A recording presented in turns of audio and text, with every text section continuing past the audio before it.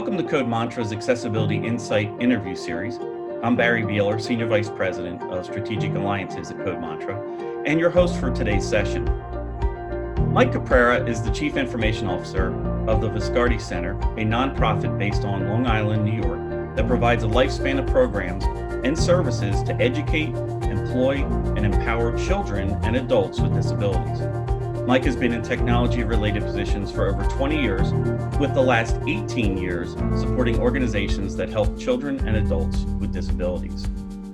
Joining Mike is my colleague, Ian Smith, who is our Director of Accessibility Platforms and Solutions at Code Mantra.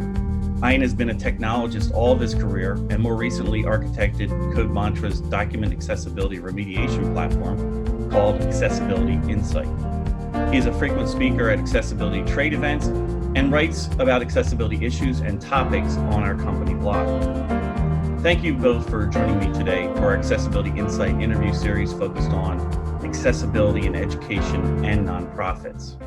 So as of 2020, the internet hosts more than 400 million active websites, and any of those websites that do business in the United States are legally required to provide equal accessibility to all people following Title III of American with Disabilities Act. In 2019, from the research that I found, web accessibility federal lawsuits hit record numbers with over 11,000 suits filed in federal court. So Mike, why do you think this lackadaisical attitude towards accessibility exists today? Well, that's a great question, Barry. I would say it's the lack of education. I would say the lack of know-how, what it truly entails to make a website accessible. I would say when we're talking to prospective clients or constituents, it's more of an educational sale. And when it comes to our sales cycle, I would say 90% of the time, it's just educating the various departments within their organization about website accessibility and what it needs to be in compliance. I think that a lot of organizations and companies are looking for an easy fix. They're thinking of just installing an overlay plugin tool, and they're accessible, whether it's free or it's a low-cost solution. But that's not true accessibility. If true accessibility starts at the source code level. If you want to add the overlay widget on top of the accessible source code, that's fantastic. It's just an added tool set for people to use. What's also happening that we're finding, which is a little alarming, is that accessibility or coding for accessibility is not being taught at universities or in trade schools. So that's kind of where it needs to start as well for web developers. And also, I think that a lot of companies are thinking that it's not going to happen to me.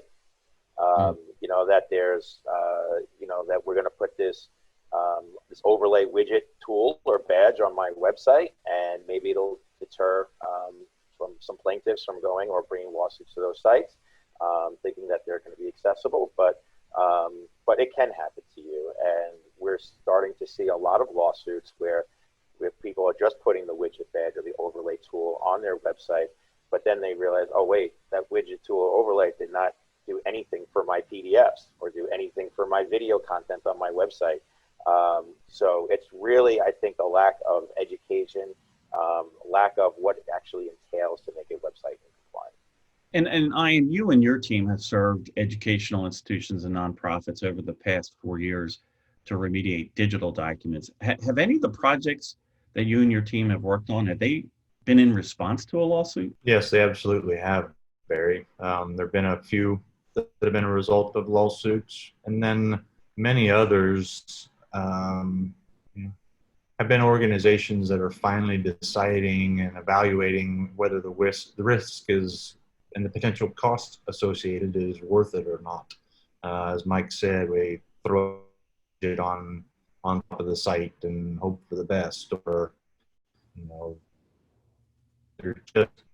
as you mentioned, the number of suits has drastically increased, and therefore I think there is starting to be a shift in different organizations trying to decide whether they really want to risk it or not anymore. So we have been picking up several projects of that kind as well. They've decided to go ahead and make the move, and that having that risk looming and the potential costs associated is not worth the risk. So they're going to bring their sites and their documents into compliance.